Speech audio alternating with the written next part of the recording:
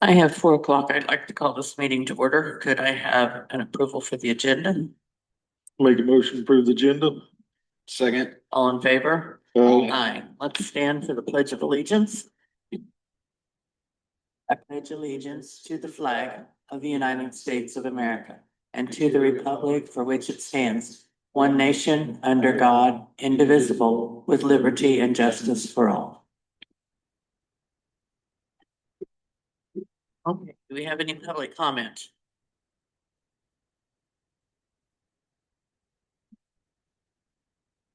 Okay, let's move on to the engineer's update. Judy, What?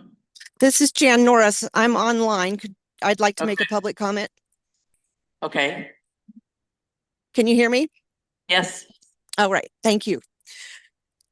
I'm Jan Norris from Montgomery County. Summit is a business with their own priorities and are here to persuade support for their project. They are asking the IUC for sweeping changes to the final order, the route, the destination, and the use of the CO2. But they neglect to address the significant concerns of landowners. This project is still trying to obtain eminent domain to seize what landowners won't sign over, use federal tax dollars to fund their private project, damage Iowa farmland while using our water and energy, and still place a hazardous pipeline dangerously near our homes. The financial incentives they are offering to landowners and the county will not even begin to compensate for the risk and potential future costs.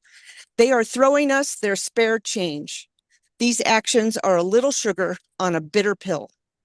Legal professionals recognize recent actions as bizarre and uncustomary. In the last month, Summit has filed a motion to amend the permit, asked the district court to remand the case back to the IUC instead of hearing oral arguments on the appeal, and filed a motion to consolidate the 16 separate dockets into one after objecting to the same just last year. After their presentation recently in Red Oak, they were asked, "So is this your plan?" Their reply, "Well, so the changes they are requesting are more than significant and could indicate they know the project is in trouble." In a recent Successful Farming article, a South Dakota lobbyist hinted that the pipeline proposal is on life support, and an Iowa state representative said their recent filings have the smell of desperation. Water is a major concern for the city of Shenandoah. Serious concern. They are going to tell you today that they will only use 9 or 10% more water, but that is not accurate. Even if 9% is the number, can the city of Shenandoah supply that? Are citizens and municipalities supposed to take a back seat to carbon capture needs? All the while, no one is looking out for us, the landowners and proposal in their backyards or across their property are being strung along like we are. you're cutting out, Jan. Or our businesses, while Summit tries to figure out how to get their share of the CO2 gold rush. I urge the supervisors and people of Page County to see through the mirage. Thank you. Thanks, Jan. Okay, anything else? Any other comments? Okay. JD.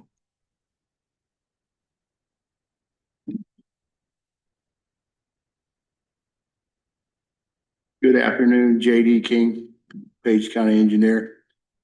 Fine fall day in Page County, especially if you're a soaring bird. We'll talk about the wind later. The engineer update went out late last evening.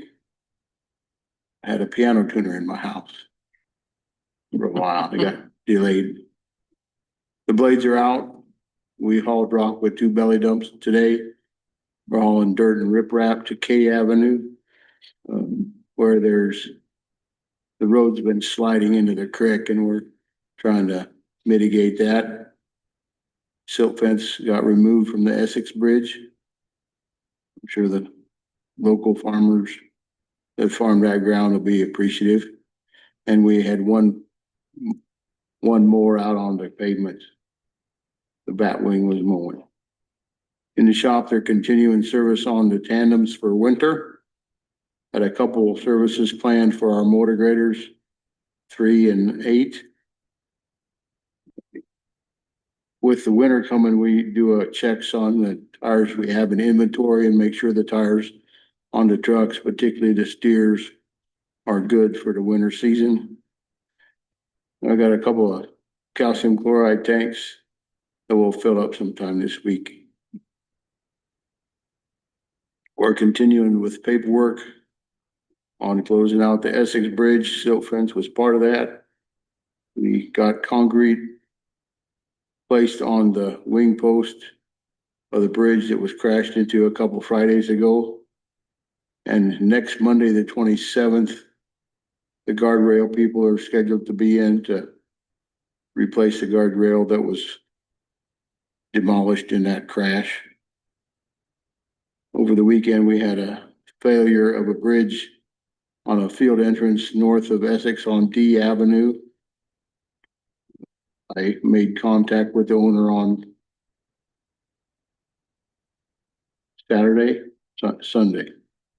Sunday. We spoke. Fortunately, he was not injured when the grain car went through the bridge. We got a crew doing crack filling work on M60 or Maple Avenue. They're down on Nutmeg probably now. And when they're done with that, they'll start over at Coin on J52, moving from west to east. And then they got a little piece of asphalt in Braddyville that we're gonna crack fill. Of note, or should be of interest to the Page County traveling public, given that it's a high traffic road, M63, also known as O Avenue, also known as the Stanton Road, will be closed at the Snake Creek Bridge, which is at 190th Street, starting Wednesday through Friday to do abutment repairs on both abutments. That should have gone out as a roadwork notification and news release to the media outlets. We had a health fair this morning in the building. I'm not sure how many folks attended from secondary roads, but there was a few. Additionally, we've a crane crossing on C Avenue, which is M32, was delayed from, it was supposed to be yesterday, and it's delayed till Thursday. It's because of wind. It's a bit ironic that wind is halting our wind turbine construction, but that's the way it is. Questions for me? On the grain cart, then was there damage to the grain cart? Some damage, I Does believe. our insurance have to pay that then? Not that I'm Is that- aware of. It was, The bridge was posted at 10 ton. oh, so they were over. They were overweight. Of course, they've been driving over it for years and this fall, you know, it was fine until it wasn't. Well, there was circumstances. There was traffic on the bridge, there was traffic on the road and the guy hauling the grain cart had to stop. I hypothesize that the stop on the bridge with the grain cart, what caved it in. So do they have a liability? They have some. Questions for me? Any updates on the John Deere tractor and mower? No, Nope. Nothing new there yet. correct. You're talking the one we presently have. No, the one we The one just you want to wait? authorized to we did last week. It won't show up till spring. Oh, show till spring. Any update on the Essex gravel? It's not been done yet, but I'm on them. How soon? Say again, How soon? I'd like to see it done next week Okay, or this week if we can get to it.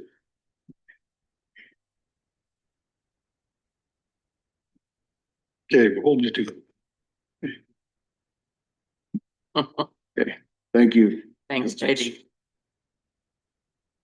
Okay. Okay. Next, on the agenda is to discuss action abatement request from the Clarinda Regional Health Center. For two parcels, one the old goldenrod and one a house that they own. They did fill out the paperwork. Are you, okay, okay, Yeah, so, just this. you wanna give us your name? Oh, yes. Yes, So I'm Emily, Emily Hafner. I just joined Clarinda Regional Health Center in February of this year. I've replaced my predecessor, Joni Christensen, Mhm. as CFO. So you might have had contact with her and Joni. kind of aware of the situation here, and how we've historically addressed these property taxes. I was able to reconfirm with Jason kind of how those were addressed in the past. But I did submit this abatement request and it was discussed. I did look back on those minutes and saw to kind of contact the assessor directly and verify that exempt status. So I did have a good conversation with Jason and was able to verify our exempt status. As you know, we're a municipality owned facility. And we're exempt from property taxation under Iowa law. And so upon further investigation by my board, our hospital board, they questioned the property taxation for that goldenrod and brown house, as we call it. And so I confirmed with Jason that it's both properties and both Jason and the hospital board, that both properties are on campus and therefore exempt from taxation. I've submitted now moving forward and to update our records, our exempt application for exemption. And from what I understand, it's just sitting in kind of a review on your guys' end. And I just didn't know what the status is, I guess, from you. when I talked to Jack Nordike, Mhm. he was surprised that there was a request for refund of taxes that were paid. So that's something that we need to discuss, and I think our treasurer, Angie Dow, can kind of bring us up to speed on what usually happens in something like this. It used to be that you didn't refund taxes, so I'm not sure. So I'll let Angie talk. Okay. And then we'll go ahead. We can abate in the future, but one of the questions is the refund of the taxes that you did pay. Mhm. So we'll let Angie talk and then we'll do some more. So Judy did ask that I come and give some information. So what I did is just kind of look at that status. As Judy said, they're asking for a refund, meaning they paid those taxes, not just even the first half, but they paid the full year. They paid those in August, which means we paid those out to the taxing authorities on September 10th. So we paid that full year amount for both parcels, $24,038 out to the school, the city, any of those entities. So now what that would mean, if we would refund, we would void those payments in the current month, and it would lower what they get in the next apportionment. So I did look at fund balances because I feel that's important in this decision, whether or not each of those entities actually has that money sitting out there, if it would sit them in a negative status. They all have collected, or not, we've collected enough in all those funds that it would not throw those into negative status. I have those numbers if you want them. As for history, in this situation, I would say no. We have abated prior to payment for the Brown House, I believe she called it, so that one they owned prior. We did that last time in 2021. They have paid them since, so that was done with an adjustment order in 2021. And they've paid every year since. See what else? Was that on the house? It was on that house, yes.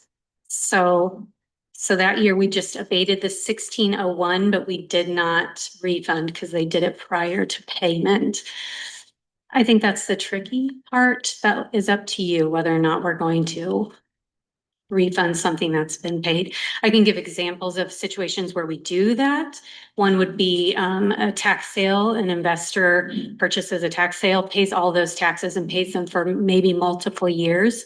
And then the city files abandonment and they go through the court system. Those situations, we refund the investor. Those city, school, all of them, it comes out of their funds. And sometimes it does send them into a negative balance until we collect more. So unheard of, no, but the situations are completely different. That one is by the court. I'm ordered by the court to refund the investor. This one would just be up to you. So It used to be, Angie, that it said something on the tax statement. There's also something in the code that we don't refund. And I don't know whether that's still in there or not. I don't believe that to be in there. We Okay. do, depending on situations, we have refunded like payment in error. You know, it was a person accidentally paid a house they paid or they sold. We'll make them mail us a statement proving that they have requested that. So we're not voiding a statement, you know, voiding a tax payment just on our own whim. So we would have some kind of documentation of why that refund was made, but they do happen, just not very common. Okay. So, and I'll give you these numbers if you want to see what each would be lowered. I did only make one copy. Pass it around. Thank you.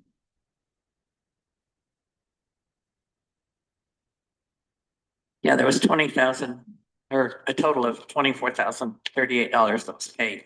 Yes. So the city would have 10,628 invested, the school 7,600. The county 3,652, Iowa Western 882, debt service $823, assessor 284, and ag extension 166. So those are all the ones that would have to they would lose out on the $24,038. Normally, when someone takes a property, they fill out the information through the assessor to make it tax exempt. When they're a municipality, owned by a municipality. And then the taxes are abated before they're paid. So I guess it's up to the board whether to dispute it or not. So why did that not happen? Was that just an error? I think Emily's new and didn't realize. Yeah, The receiving the assessment and the Yeah. property. How long has the hospital owned those two properties or been? So, and that's another thing is this goldenrod, I mean, obviously you have the history on that brown house. This goldenrod building, that first parcel was donated to us within the last tax year. So we have never historically paid property taxes on that building. I was aware of the donation. I was aware that we had received this as a donation. I was not aware that we were eligible for tax exempt status on them and still bringing in first two board meeting, and that's where it was discovered then, and I was able to verify that with Jason. Yeah.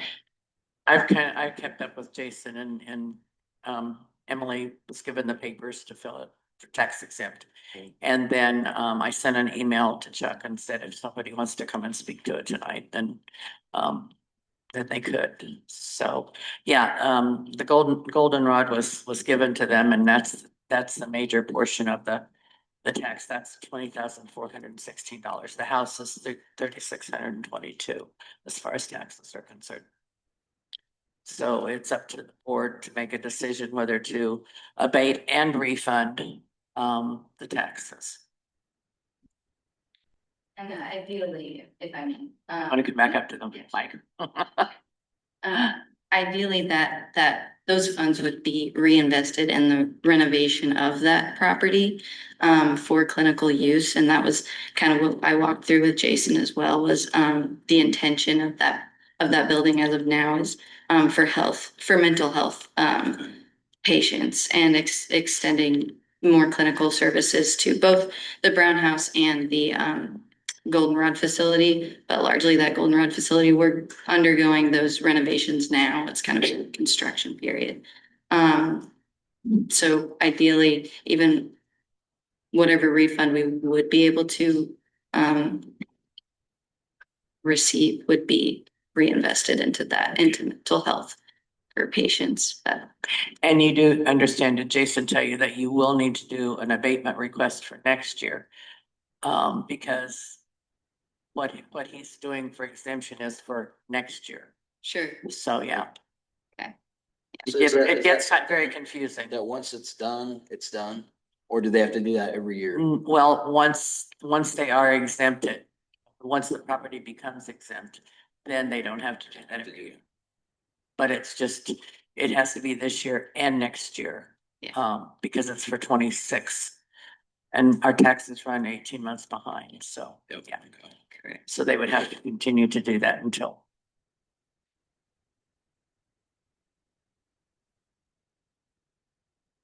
So I need to have a motion or whatever you choose to do. Do you have any other further information, Angie? No?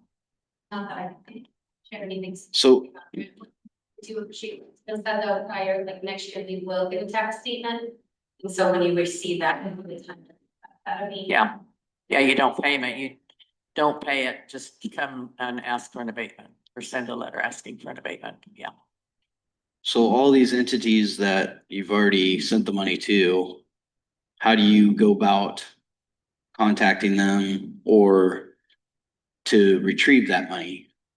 So nothing is sent to them at all. It is just taken from what we've collected. That would be apportioned out to next month. So at the end of this month, everything is, So they'd get Okay. less. they get less. Yep, that dollar amount on, as I broke down, they would just have that subtracted out of their current fund balance before I would send it out. So kind of, it's just a transaction. So every time somebody pays taxes, it adds to their fund. We're Okay. gonna avoid this payment if approved. It would just lower that fund, lowering that fund balance. So then I would only send out. The way it impacts them, in my opinion, which would be our same, like for our general, is it, you have a budget and it's budgeted off of what you Right. know. And so they're not getting those funds that they believe to be Okay. in the budget they went off of by that $10,000 for the city but that's also something to keep in mind on the side of just tax payments is never do they get 100% of the budget because there's always taxes unpaid, but Right. just another thing to think of that when they did their budget, they were anticipating that full amount because, and they would again next year because that would not be. So this will impact their budgets. Probably, Yes. I mean, just not this quarter or, No, it would impact the budget they're currently in because they Okay. would have budgeted for the tax collection Yep. and then they would not be getting those, those amounts. Because the valuation is used Yep. for the total amount that they're expecting. Yep. So whenever you pull anything out, then that's less money that's going into those, apportioned to each of those entities. So they levied on that and then we'd be Yeah. taking that $10,000 out of that. So we're talking $9,000 to the city, 1,600, but plus 1,600, 64.55 for the school plus 11.40. I see that. Sure, Sorry. easier to see than listen. Yeah, no, it's, No, it is. No. So it's not just the county that's out the money, it's Right. it's the schools and the cities and, yeah, the school and the city. The assessor, you know.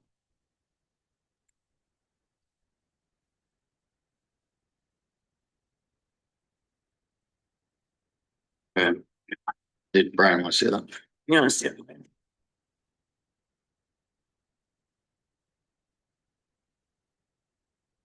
Well, I would say unfortunately that it was missed. That's the bad thing. It got missed and you ended up paying But I think run the risk of impacting all the other entities that are getting that money separated out already and paid.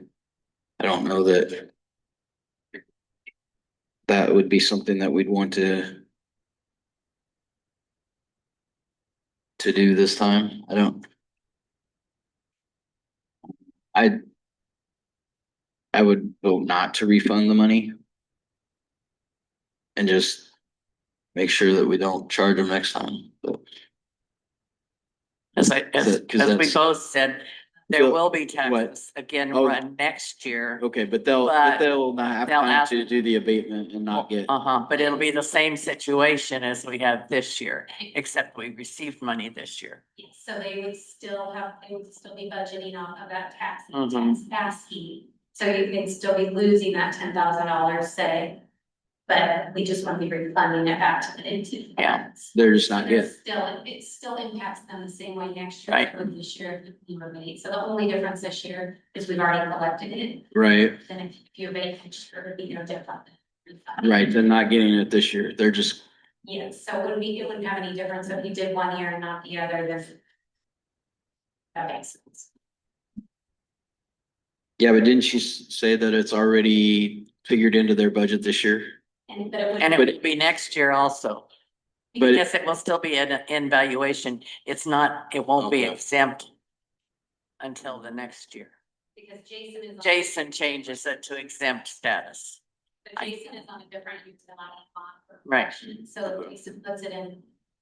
Jason puts it into exemption and it goes in, what year is he on, 27, 20? I think, yeah, I always have done the Nope. sheets. because it deals with 3 years, yeah.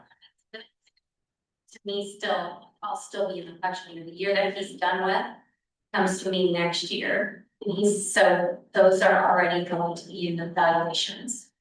I think it's in some years past, way back when, we got the assessor to agree to make it exempt, so we didn't run an erroneous amount, but most assessors don't really want to do that. That would be amazing because it was. So it would be something we could discuss with Jason so that it wouldn't run them erroneously next year in the valuation. But we'll have to. Most of them don't want to do that. Any ideas? I'm kind of with Todd. You're with Todd. Yeah, I understand then. So they would still budget for the 24,000 next year. They're just not gonna get it. So True. how Or does, however much the levy is at the time, yeah. yeah, okay, So really, if you plan to abate next year, it would be the exact same thing as you refunding each year. Yes. To make it, well, not exactly, because they already have the money, right? but they don't have all of it. They don't have 100% of their tax asking, so they Okay. really don't. I mean, they have paid it, yes. Yeah, But every month I'm apportioning them out money that is for that budget, so. They don't see me take it back and refund it, because it's just within entries, like internal entries. I'm not asking them to, write me a check for the money that's paid out to them, because I just send them. okay.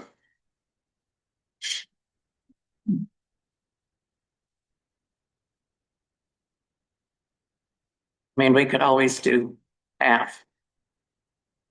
Or whatever you wanted to do or not do. That's up.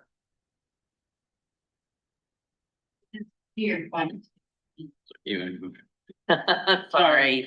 That just way, if anybody's listening online, they can hear you. To your point, of course, this is affecting the budgets of schools, of, Mhm. everybody that receives the benefit of these taxes, and we recognize that. And I recognize that I made the error from the beginning of allowing this. Of course, it was a hit to our own budget, a grand hit to our own budget. Yep. So I do appreciate the idea of partial refund for this year. And of course, as you kind of mentioned too, in my conversation with Jason as well, just reaffirming our status with him. We had a nice conversation about what made us a municipality. He had his own questions and we were able to really walk through everything and hopefully clear it up for future years. But of course, kind of to your point too, even a partial refund for the construction and clinical use of that building would be gloriously appreciated. As we are just in such a crazy area right now with healthcare and the political landscape, as you know. What the I don't need government's to get doing and into that, everything else, but yes. Yes. So anyway, just good point. And I understand that this is a difficult one. It was a difficult one for me too. Yeah, I'm sure. Yeah, it's not a good position to be in. It's For sure. very difficult, yes. But So.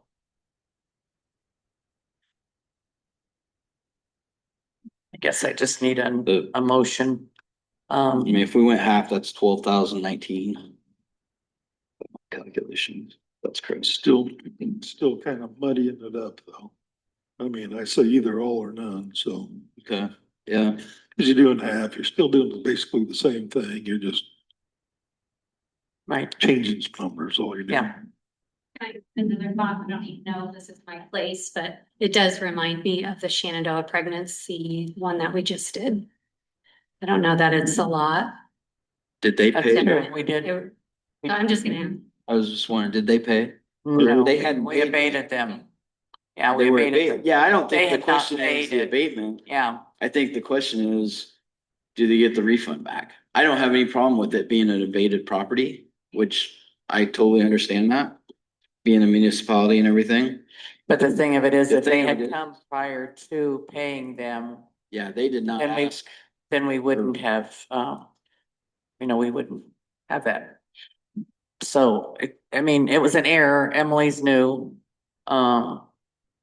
She didn't know anything about this and it is hard when they're a municipality to know, and then when something's given to them like that, yeah, it's just new, so.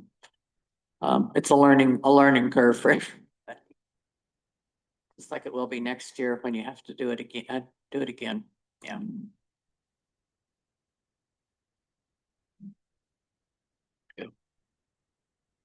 Well, I think I'm gonna stick with my original thought of not refunding. Okay, you wanna make a I'll motion? make a motion that we don't refund the past taxes that were paid. Sir. On the abated properties. Parcel 11-1-377.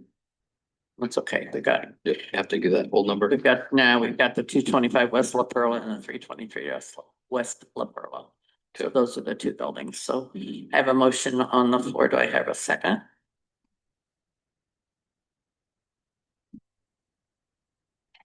Second. Okay, all in favor? Right. No. I mean, I would do partial, but yeah, but it's 2-1, so that's okay. So I guess there won't be any refund. Sorry, late. But it's a learning thing, which we all go through, but let's go ahead and do, well, there's no need to do anything with the abatement then. Because it's already paid, so. So then next year they'll have to file the. They'll have abatement to file the process. abatement.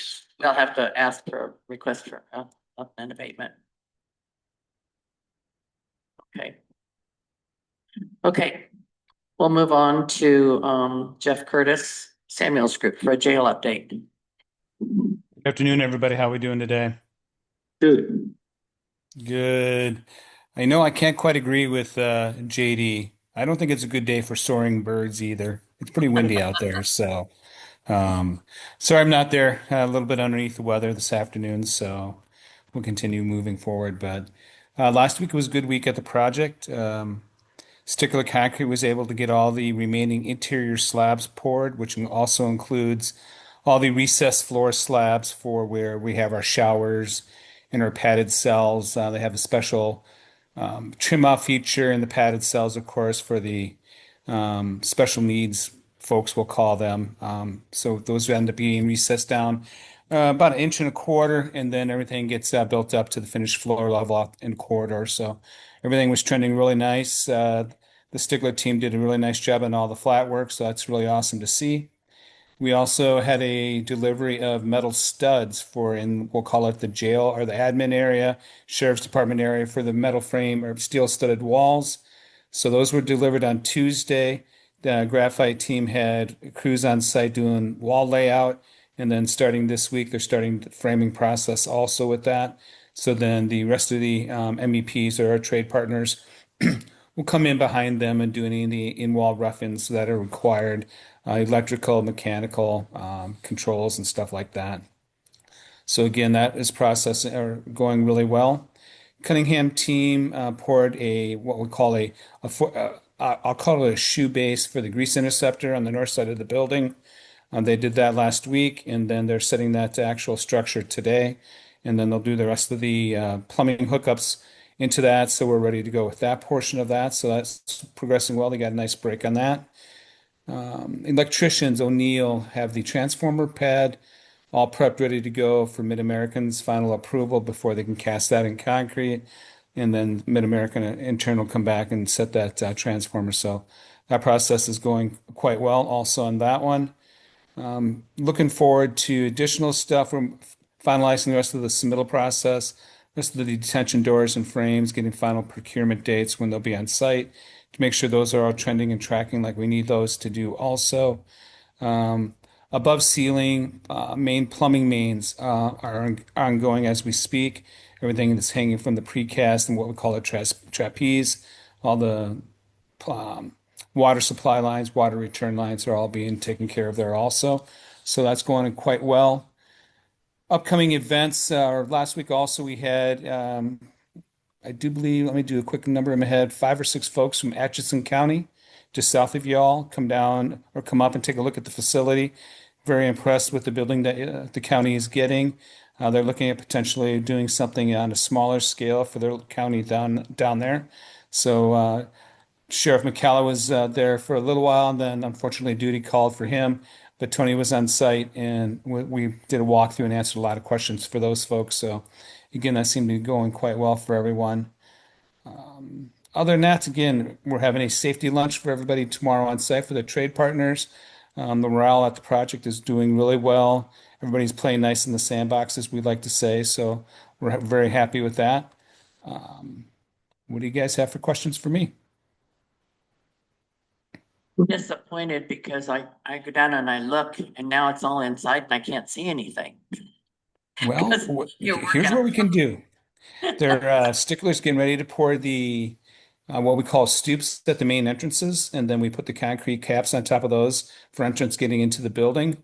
So that'll be a lot nicer to where we can, again, at any point in time when you guys are ready to come visit the site, just let us know. We'll get you in there.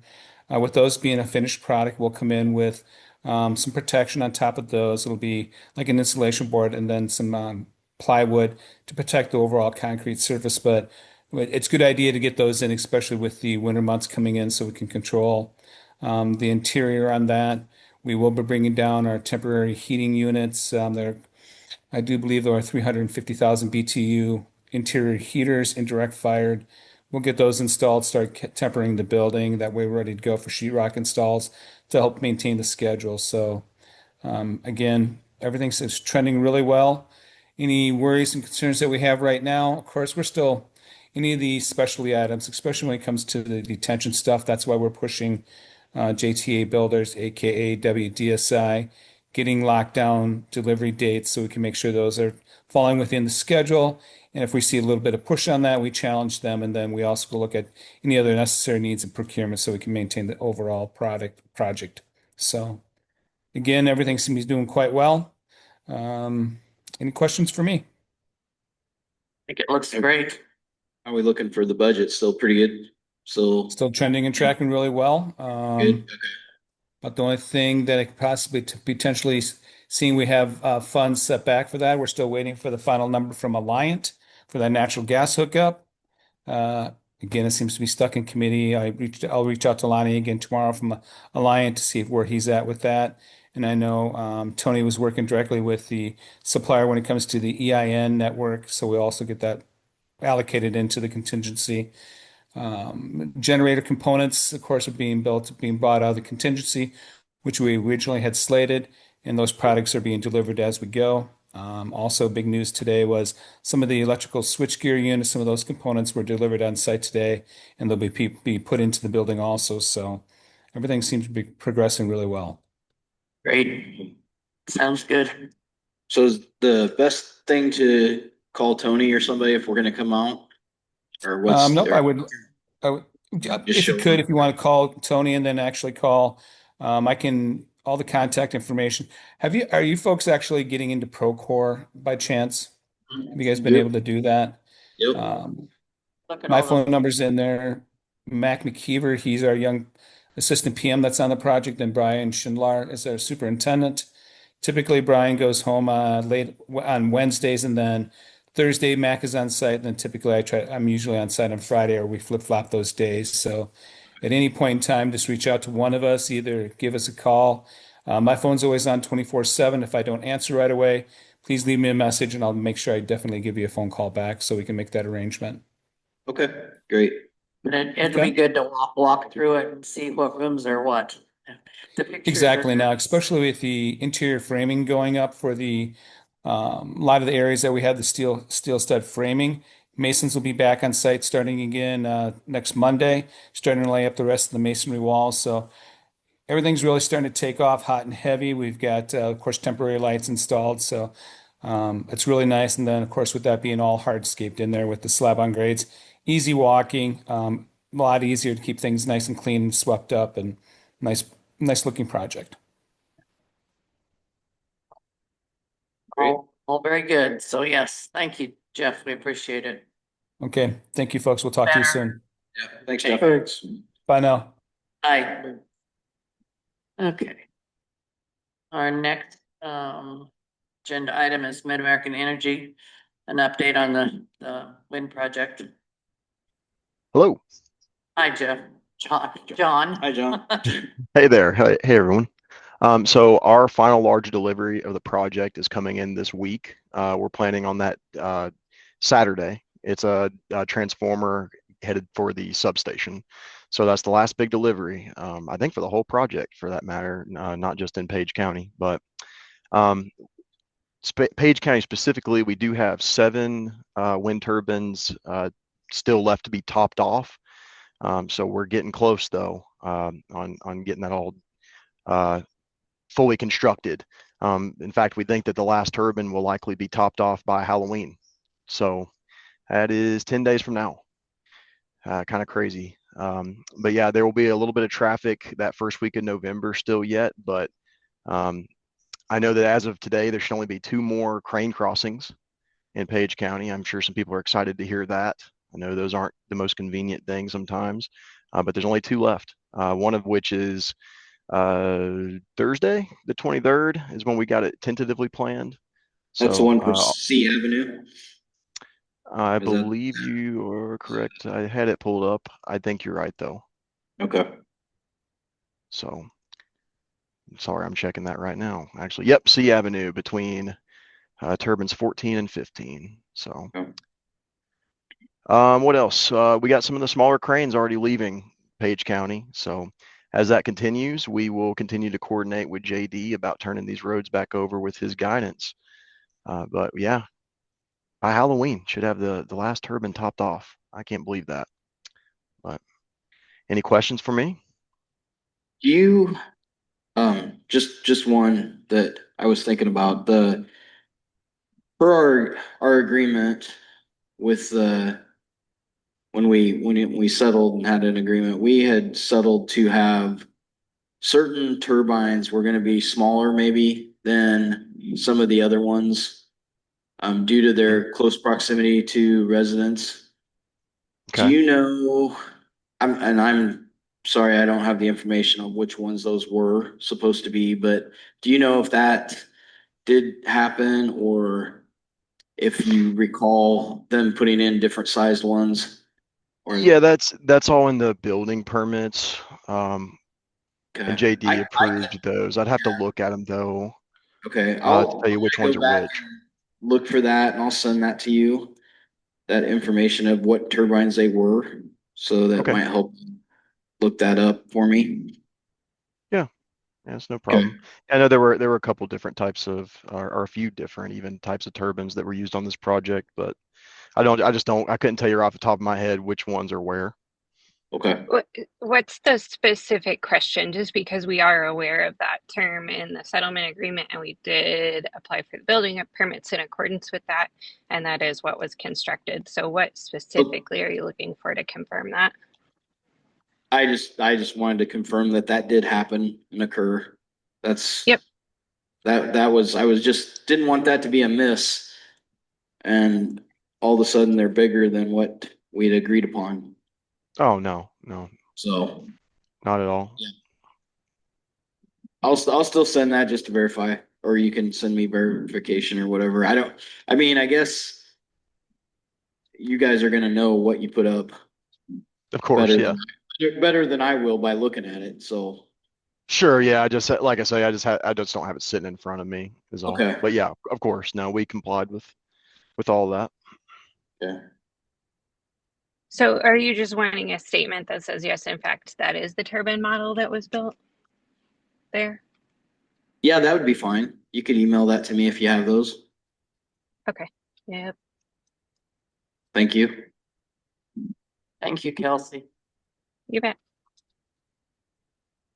And then I did What set else? up a date with John next Thursday, or the 30th, right? I think that'd be next Thursday. Yep. Next Thursday, yep. So Mhm. gonna go down and tour and look at things. So, Mm-hmm. Yep, Okay. looking forward to it. I guess I'll see you one more time between now and then, at least virtually, but yes. yeah, looking forward to that. Sounds good. Anything else? Okay, thank you, John and Kelsey. Appreciate it. Yep, thank Yeah, you. Thank you. See you Yeah, later. thank y'all. Okay.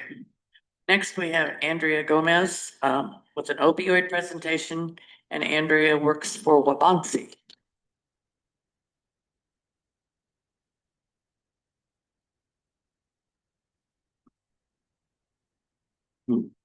I printed out this stuff for you guys. Thank you. So you guys all have this. Oh, thanks. And then this, I only have one copy of, so I'm so sorry. Oh, okay, thank you.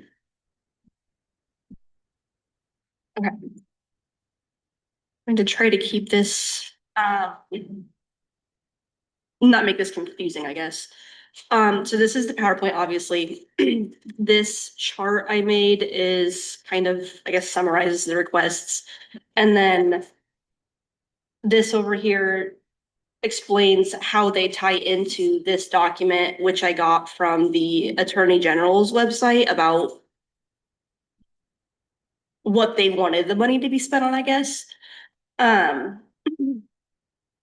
So about me, because I don't know anybody in this room, but I am from Shenandoah. I graduated from Shenandoah. I live in Shenandoah.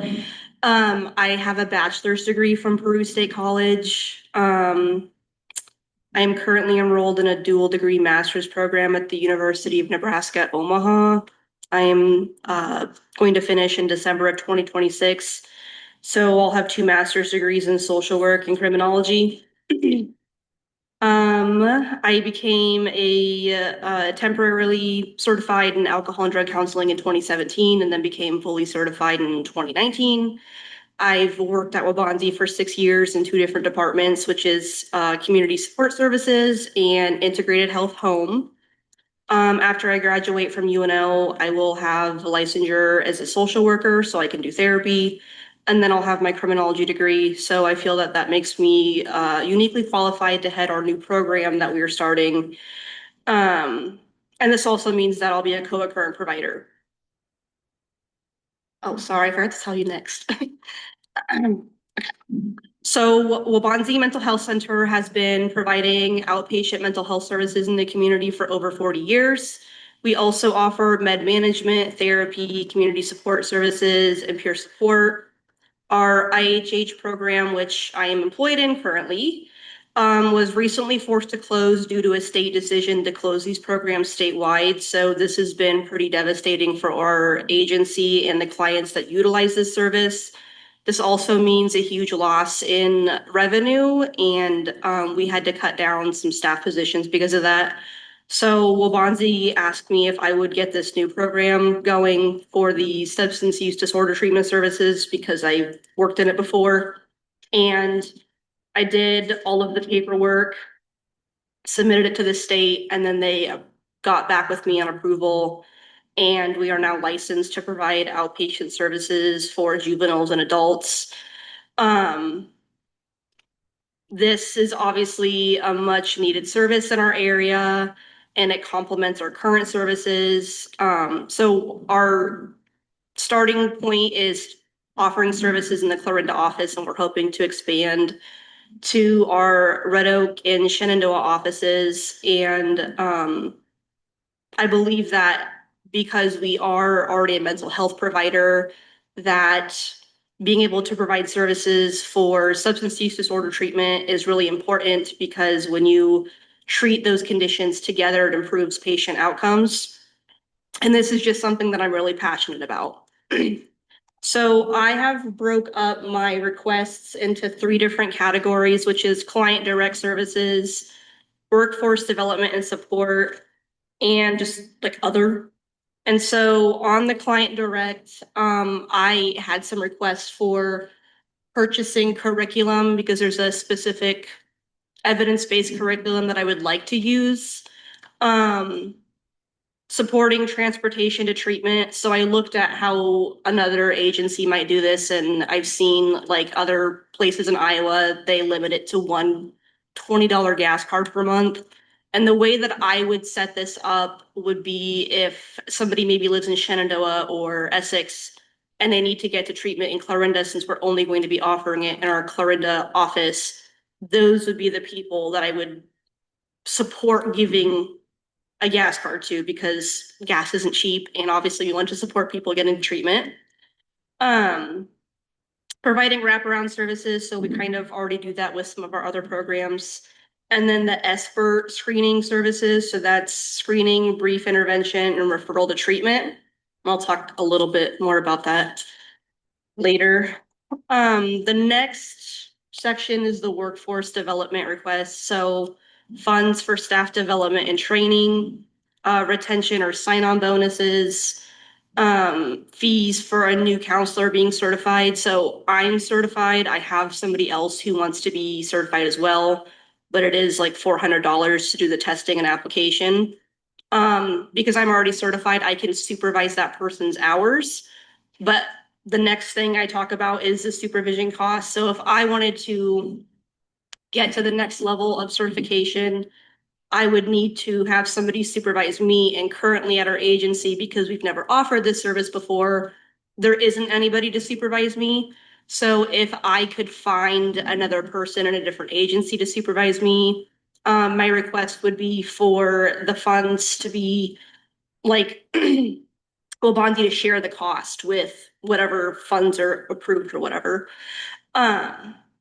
And I do mention the retention or sign-on bonuses because this is a very difficult job. It's very mentally draining. And I feel that if you want an educated and competent person in this job, they should be fairly compensated. And then the next one is other services. So supporting expansion of telehealth access, so technology such as a laptop and scribe service to improve access to treatment and increase efficiency of services. So documentation obviously has to be done every time you see a client. And having a laptop and a scribe service would obviously assist somebody in getting that documentation done faster and more efficiently, so then they can see more people, provide more services. Support treatment and education to individuals, family, and healthcare personnel, naloxone distribution, education to public and first responders regarding Good Samaritan laws, and funding local media campaigns to educate and prevent opioid use, and funds for marketing. So there's a few different things that are reimbursable. But because of the way that the decision was made with the state to end the IHH services, basically after the start of the fiscal year, doing this program wasn't something that we had thought of. And so to get reimbursed for like community outreach, engagement, and family education, you have to have a contract through the Iowa Primary Care Association. And because this stuff started after the fiscal year, we have to wait till the next fiscal year to get a contract with them. So that part would be just temporarily funded until we can get our contract with them next year. We reached out and they said we would have to wait. So I just guess want to reiterate that we are an established provider. We're committed to this community. The treatment of mental health and substance abuse together is very important for addressing both issues. Substance use disorder treatment will be important to bridge the gap for many of our clients and others in the community. And support for this program would be beneficial as many rural areas do not have the comprehensive programming necessary to sufficiently address the issue of opioid use. And the requests that I mentioned are all consistent with strategies and approved uses listed on the Iowa Attorney General website. I think that's everything on there. So Okay. I know it was a lot. And I know we talked about it at our board meeting, a little bit. How much total do you think the funds that you would need for this program? So on Is the that- last page of this, I kind of have some stuff wrote out. On the naloxone purchase, I put a question mark, but I actually had emailed somebody. There are these boxes that other communities have where you can just go up and grab it. You don't have to pay anything. That organization told me it would be $460 to get the box and stock it. She said that, and I did print out that email that she sent me. She said that the funds to pay for that could come from the settlement money. I believe that that box would be very important to have in the community because maybe, you can get it from a pharmacist, you can get Narcan from a pharmacist, but somebody might be too embarrassed to ask the pharmacist. There might be a teenager that doesn't want to ask the pharmacist. I mean, there's just so many different reasons why people might need Narcan. I actually personally believe everybody should carry Narcan. So that box would be very important.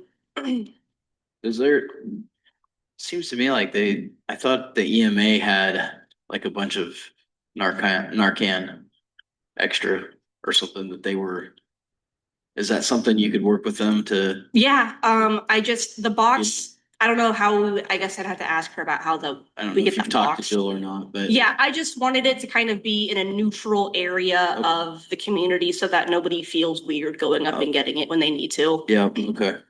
You have any idea where that might be? I kind of wanted Waubonsie just because anybody can kind of come up and go as they need to. And I kind of pictured it being maybe under that little alcove where Harbor Point had their door so that it's out of the elements and you don't have to come inside of our building to grab it. And then on the weekends, there's nobody there. You don't have to feel awkward grabbing it. Okay.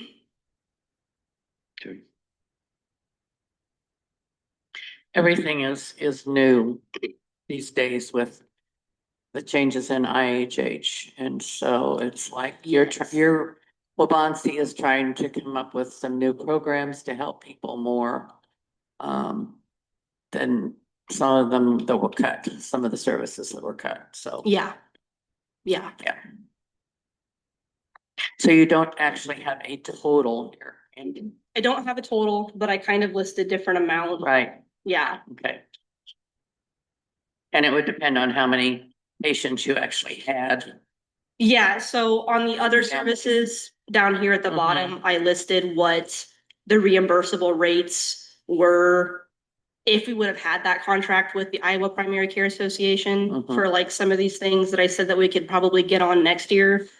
The reason why I feel it's important to be still doing these things is like family education. That is so important when somebody's going through treatment. And I would hate for us to be like worrying about losing out on or worrying about like, oh, we're not going to get reimbursed for this.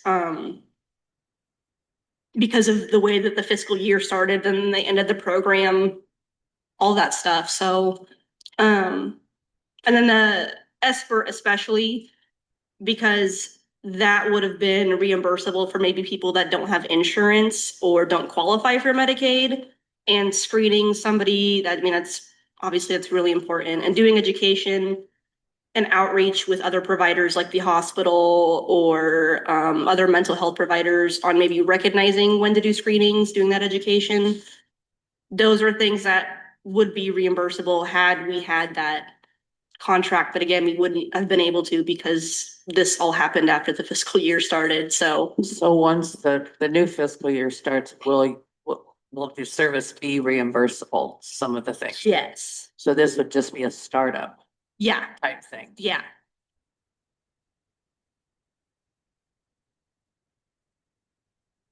I know it's a lot of information, and that's why I made this chart so I could, each of the things that I listed for a request all tie into this document from the Attorney General's website. They're all, I have the activity, the strategy that it goes to, and then the description of that strategy just to kind of make it concise. I don't expect you guys to make a decision today, but No, that's. obviously it's a lot of information. Right. And we do appreciate that. So I know it took a lot to put it all together. So we appreciate that. And we'll look at that and take it under Yeah. advisement. It's a lot to think about. Do you guys have any other questions? Is this something you're gonna implement no matter what, or? Yes. Okay. That's the role that I will transition to after IHH completely winds down. I only have a couple of people on my caseload still, and they're going to be discharged at the end of this month. So I'll be the one in charge of this stuff, and yeah, I'm pretty committed to staying around here. I have no reason to leave this area. Like I said, I have a house in Shenandoah. I have a mortgage, so So it will be started no matter what. yes, yeah, I'll be around. So will Wabansie fund that then? Yes, so the kind of main purpose of coming here with these requests is to kind of just lift some of the burden off of Wabansie from just the huge loss of revenue from the IHH program ending. Does that make sense? Yeah. Yeah. Yeah. Okay. Any other questions? Everything? No, I think Okay. it's a good presentation. Thank you very much. Oh, thanks.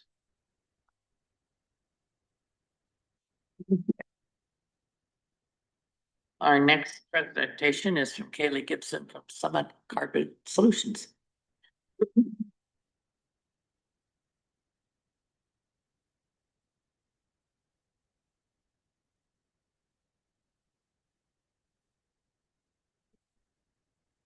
Thank you guys for having me today. Oh, thank you.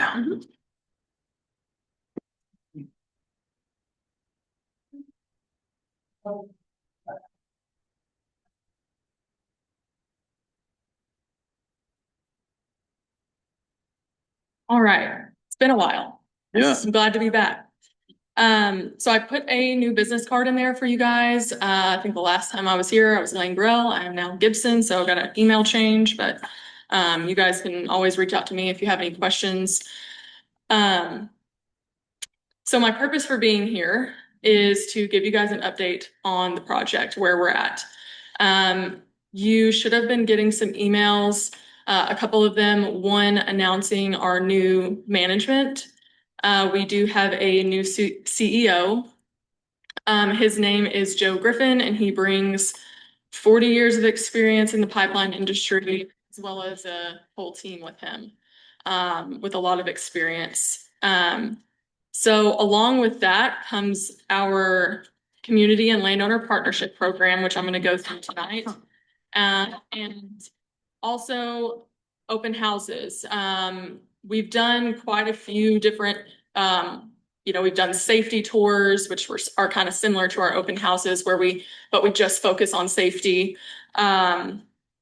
We've done the dispersion analysis presentations, as well as, come and give updates, which it has been a while, but, now that we actually have updates to give, I am here. So just turning your attention to this open house invite sheet.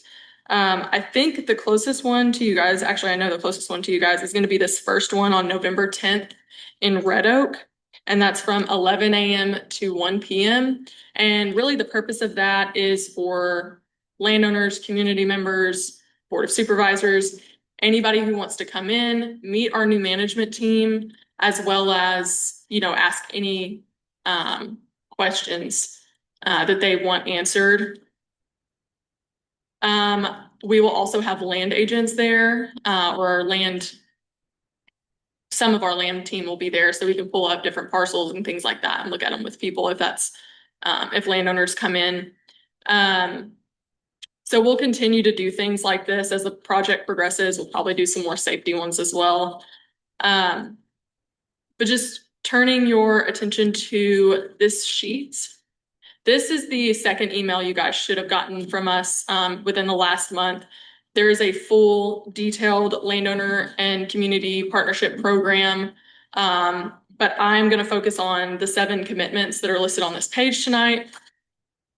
So some of them are new, some of them are not. Number 1, emergency response and preparedness. This one isn't necessarily new, but just to reiterate that $50,000 grant per county plus $1,000 per mile in the county that would go to the emergency management department. We do have, looks like right at 7 miles in this county, so that would be an extra $7,000.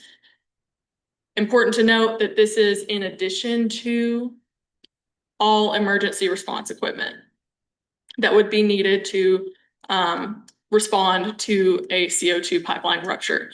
So not only have we committed to that, the IUC said, okay, we know you committed to it, but we're going to make you, we're going to hold you to it and put it in your IUC permit.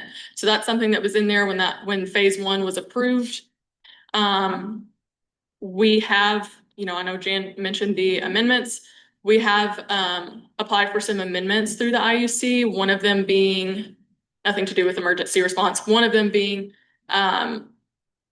the pipe size change in, I guess, northwestern Iowa. So through Woodbury County into Nebraska, we have requested a upsize in the pipe, and that is to give us another alternative. So originally, we plan to go through South Dakota up to North Dakota to sequester.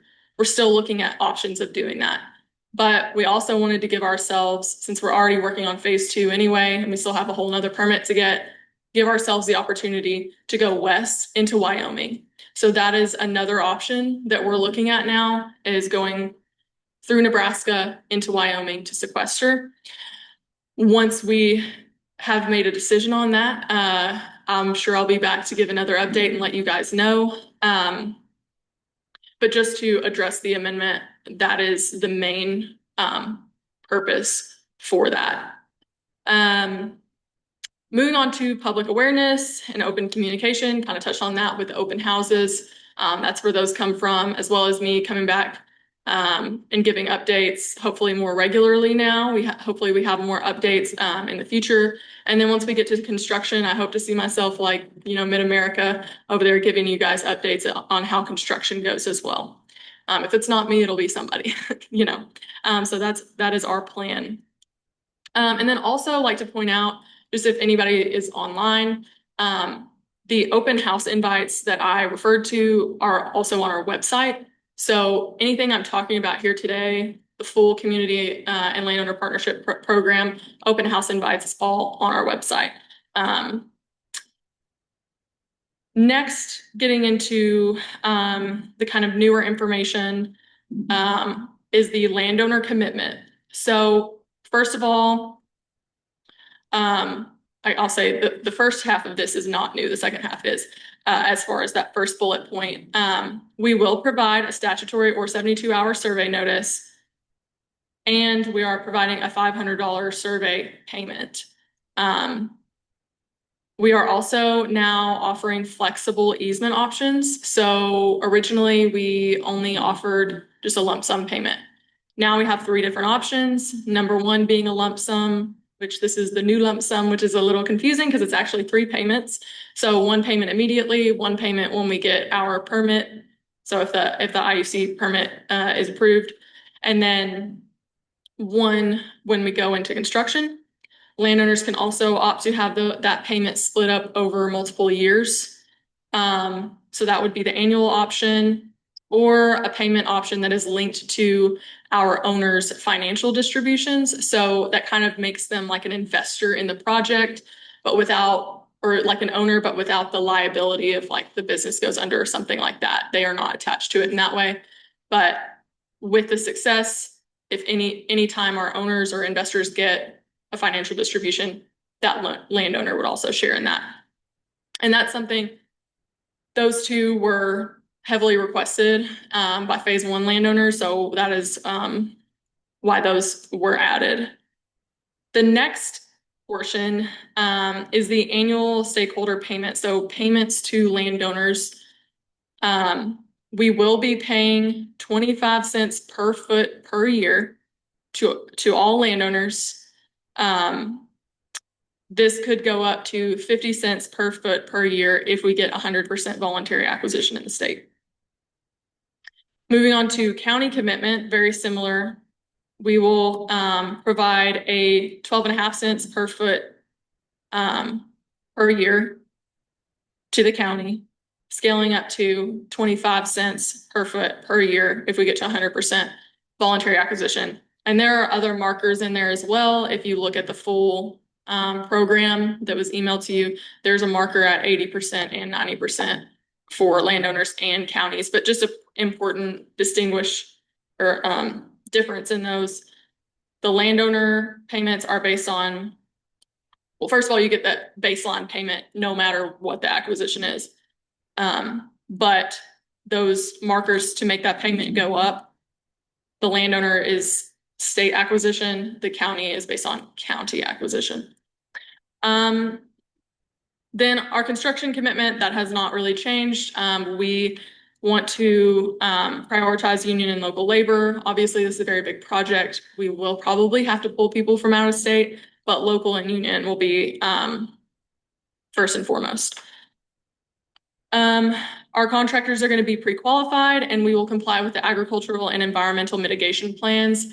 I'm sure by this time you guys are aware of our agricultural impact mitigation plan that we have to, it's ultimately approved by the state, it's required by the state. It's a pretty lengthy document in which you guys hire that county inspector. We foot the bill for that. They work for you. You know, and basically the way it works is they would invoice you guys, you would pass that invoice to us, but they work for the county. And they will follow us through construction to make sure we're following that document. If we do not, they have full stop work authority. I always like to point that out because that's something very specific to Iowa. Most other states do not have that, you know, coverage from the state. And then tribal engagement, I don't think that really applies to you guys, but we have done tribal engagement. I think another important one is that number 7 is the water stewardship and transparency. For a while now, we have been hearing concerns over water. Jan mentioned the 9 to 10%. That's accurate. That is what we would be adding to each ethanol plant's water usage on average. It varies plant to plant, and I would say it varies, you know, month to month based on what they're, you know, how much, you know, what they're doing, like what their capacity is and things like that. Important to note, though, that this is the water for our project is only used for the cooling process of compressing the CO2 and putting it into the dense phase that it needs to be in to be transported in a pipeline. So it doesn't go in the pipeline, and it's just circulated as a cooling mechanism. So that makes it, that gives it the ability to be very recyclable. And so that's what we're looking into, different ways to recycle it, as well as using other cooling options aside from water. I would say, you know, we've always looked for ways to recycle this water. That's something that we've been doing since day one, but looking at different cooling mechanisms is something I think that is newer that we're looking at. So just wanted to, kind of highlight our commitment there. And then you guys have seen this map a million times, I think. But nothing's really changed here. 6-inch pipe going down to Green Plains there. So if you guys have any questions for me, I'd be happy to answer them to the best of my ability. If I don't have an answer tonight, I can get one for you. How many people have you signed up, or are you still waiting for easements, signups? Yes, so when I looked like we had 9 parcels unsigned in this county. We will be working to sign those landowners until the day that we go into construction. I can't tell you when that will be because that is fully dependent on the IUC's timeline on when and if they approve that permit.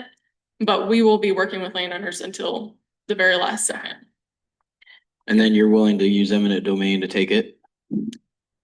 Like I said, I've said it many times, it's a last resort option.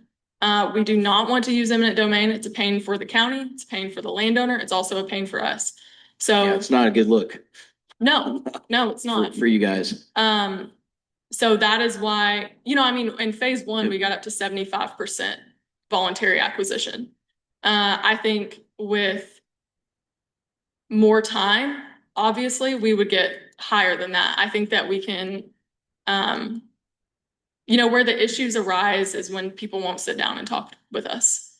Anytime we can get somebody on the phone, have a conversation, talk about all the different things that we can negotiate, because it's really everything under the sun. Yeah. I think sometimes people get confused on that, like I've had, people ask me, well, are there sunset clauses on these? Well, if a landowner asks for it, yeah. Anything that a landowner wants, we will look into it and we will work with them on it. And that's something I think it requires communication, obviously. And I'll say, when we first came along, mistakes were made as far as land agents coming in and maybe saying things that they shouldn't have. And very early on after that, there was a change. But once you say the wrong thing, that sticks in people's minds. I think that's something that we have to and have worked on, but it's going to take more time and getting in front of those people who may have felt wronged in the beginning.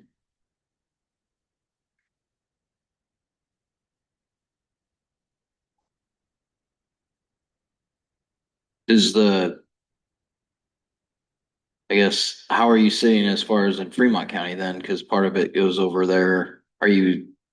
Have all your signups done there, or are you still waiting there as well? I did not look at Fremont before. I can find out and let you know. And then that would go under Johnson Run or across it, or how do they navigate the rivers, I guess? Yeah. So it would be a bore, no impact bore underneath it. That's something we've had discussions with the county about. I know Riley, Gibson, my husband, who was previously, he worked with this county a bit I remember what happened. He was working with Fremont County because you guys share Johnson Run, right? Yeah, it's So- part of our. The previous board, I don't know if you were on it at the time, but they just said, we're gonna let Fremont County handle it. Okay, yeah, So we have been working through Fremont County to try and get an agreement to cross Johnson Run. But yeah, pretty much it's what we would do is bore underneath it and there would be no impact. okay. You said there were 9 parcels unsigned in Page County. How many parcels are signed? Much more than 9. It was easy. I just did it. I'll get the actual number, but I just did it really quick while I was back there. It was easy to count the ones that were unsigned, so. Okay. And how does so you have under the county commitment, $90 million in new property taxes each year. projected, Mhm, project wide. So that's project wide, that's not just Page County. correct. Okay. And then the scaling is, let's see, the grants, which would be, I guess, the annual payout to the county. Mhm, So if it's 0.125 cents per foot, mhm. and I was trying to do some math, so that's probably For 7 miles, 7 miles, which is, what, isn't it 5,200 feet per mile? I'm I sure. think is like mile high elevation. Anyway, that's what I did. It only come out to like $4,550 annually, Yeah, which isn't a whole lot of money, quite frankly, for that. If is that I'm the not- 12.5 cents? That's the point, yeah, The point, 125. or yeah, 0.125, yeah. Yeah, I mean, it depends on obviously the county you're in, how many miles you have. Right. The acquisition would scale it up to 25 cents. I don't know how much that would be. But yeah, And then under your emergency equipment response Mhm. preparedness stuff, so besides the additional training, I'm guessing that they would do, what other types of equipment are they gonna need as far as for the CO2 pipeline that they could benefit from getting through that? so I have no experience in emergency response. I can tell you that at a minimum, it will be CO2 monitors for all the fire departments, as well as police vehicles. And then beyond that, it's gonna be a conversation between our health and safety person and your emergency manager. And it just depends on what you already have. Yep. And we will supply, and we are required by the state to supply the needed equipment to respond to a CO2 rupture or pipeline rupture. Yeah. Okay.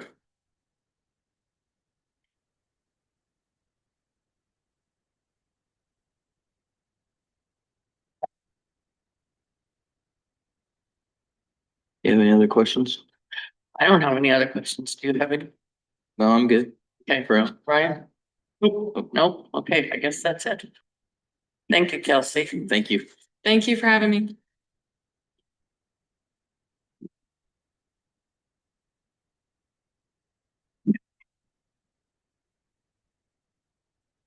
Okay, our next discussion and action is on Johnson Run. Yes, so I met with AJ, the city administrator in Shenandoah on Friday afternoon. And we talked about what the need was and the complaints that were given to us about some dead trees and things there. And it was a good discussion. And AJ is going to work with Todd Fouch over there. They were going to walk Johnson Run to look at what might be needed. And then what they'll probably do is they'll contact and put out some quotes to get some quotes to see how much that would run to have those trees and things removed. And then we kind of talked about the need for having something more formalized as far as an agreement on how Johnson Run would be handled in the future. That's something that would basically be a lot clearer to everybody involved in what their role was. It does, since we handle the levy money, for them to go out and get a quote or do it themselves, and then for us to either pay whoever they hire or reimburse them instead of just having us go do it, was kind of a big discussion point. And I thought that because of probably it being in the city limits of Shenandoah, and it would probably be better for them to handle it instead of us hiring somebody, them coming in, doing some work and not really it being in conjunction with what the city, maybe they need to block a street or do something that they would be able to do. I think as long as we work together as far as, if they're gonna, he'll get some quotes and then we'll talk further about it. And JD, I had called JD and talked to him, and he had some companies that would come in and do that as well. And he would offer the use of county trucks if they need to haul stuff away or something. We could do something like that. But I think the main thing coming out of this is just having some kind of agreement that all parties involved know and understand, and takes any, I guess, doubt of who's supposed to do what.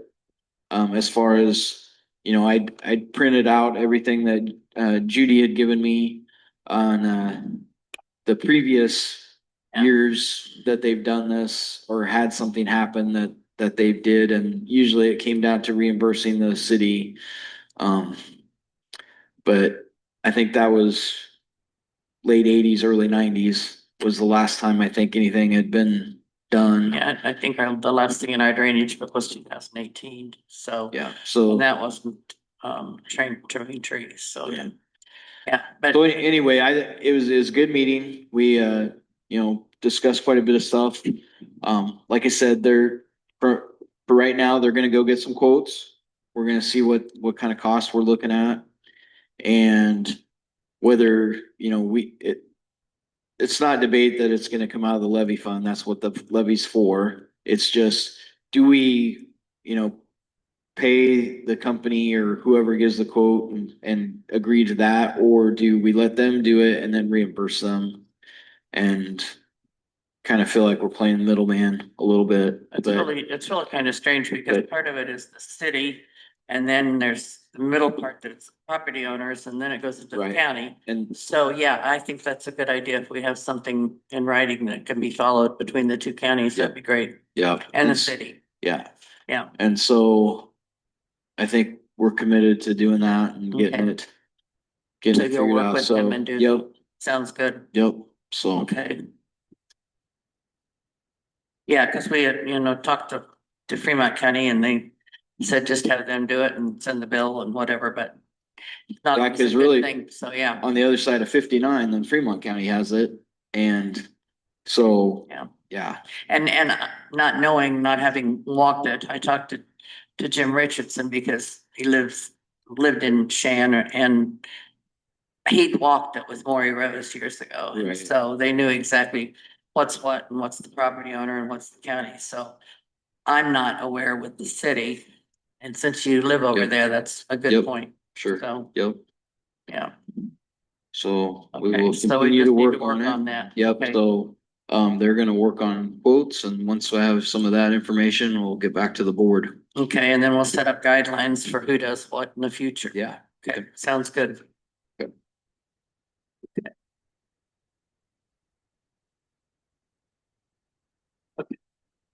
Our next item, is the weed commissioner appointment, and we realized, I knew it when I was sitting here and didn't say anything. We approved the weed commissioner's report, which was on our agenda. However, the appointment of the weed commissioner was not on the agenda. So we want to, reiterate and do this again, the appointment of the weed commissioner after having it on the agenda. So I guess I just need a motion to approve the weed commissioner appointment, Troy Edwards. I'll make a motion that we approve the weed commissioner appointment of Troy Edwards. Second. Okay, So- all in favor? I, Okay. All right, our next item is board communication. well, besides my meeting with AJ on Friday, I met we had a Board of Health meeting last night and discussed some things that got some updates on some stuff. We did not get to go through financials, but we are gonna get those emailed to us probably later this week. I have a West Central meeting right now. And Thursday, I have a SWPCO meeting. Okay, So, okay.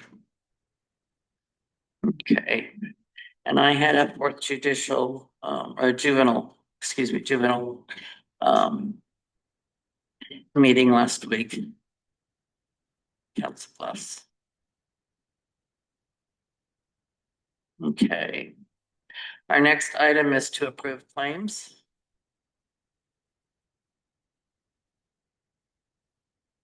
You hear a motion? I'll make a motion that we approve claims. Second. Okay, all in favor? Aye. And our meeting minutes from October the 14th. Make a motion to approve the minutes as stated. Second. All in favor? Aye. Aye. Aye. Okay. I want to just get ahead of us a little bit. October 28th, which is next Tuesday, we'll be meeting at our usual time, 4 o'clock. And then the next week, just so everybody knows, on the 5th is a Wednesday because of the election on the 4th. On Wednesday, the 5th, we'll be having our regular meeting at 4 p.m. And then on November the 12th, we'll be having a 9 a.m. canvas. So just so everybody knows. Now, I guess, I need a motion to adjourn. Motion to adjourn. Second. You all in favor? Aye. Aye. Aye, 5:30. Thank you, everybody.